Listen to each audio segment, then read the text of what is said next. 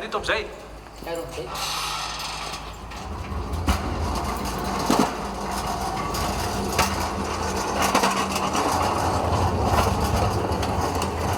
Vô, vô.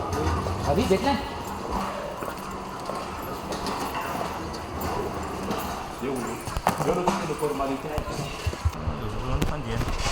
Reto sokatra reto zany zao dia le karazany astroteris radiata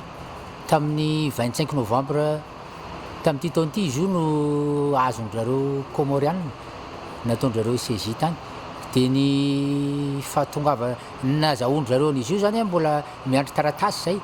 fa nalefan'zareo fotsiny aloha le izy dia ny isa no nalefany 72 zany zao ny isan'ireo tonga reo fa mombamomba ny hoe nazahoany azy sy ny olona nitondra azy sy ihany mbola miandry zany zay satria tsy maintsy efa manao investigation s'inquiète zareo dia miandry an'izay taratasy zay hoe firmarina zany tena total tany fa le vao taratasy nalefan'zareo moa zany dia hoe 72 ny isany sokatra velona daholo reo ihany mazava ho azy moa zavatra tony tsy maintsy atsokosoko fa raha le fanaondro zareo aloha zany raha ohatra ka tany Comore izy matetika le izy mandeha sampo zany hoe tsy sampo fa botry moa filaza azy efa Mazanga matetika zany le izy roa avy amin'ny Mazanga raha ohatra ka le tratra any Comore fa marak'izay lazaiko anao zao hoe mbola tsy dia mazava tsara hoe nandeha botry ve io sa nandeha fiaramanidina ve io fa rehefa tonga ny taratasin'zareo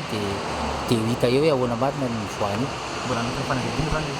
mbola anaty fanadihadiana zareo dia tokony alefan'zareo fa matetika moa ndraindray taratara ihany le fandefasan'zareo azy avy ihany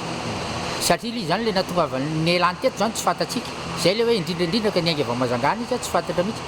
dia rehefa azon'zareo koa le izy zareo koa tsy mandefa eo no eo tonga dia hoe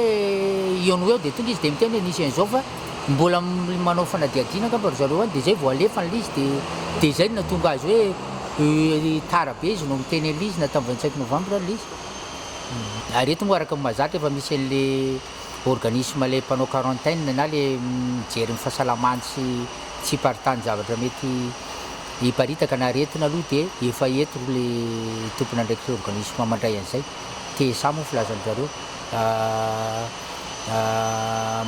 raisiny ihany io efa manana ny fotodrafitrasy rehetra momba an'izay izy dia rehefa avy eo tsy maintsy alefany amin'ny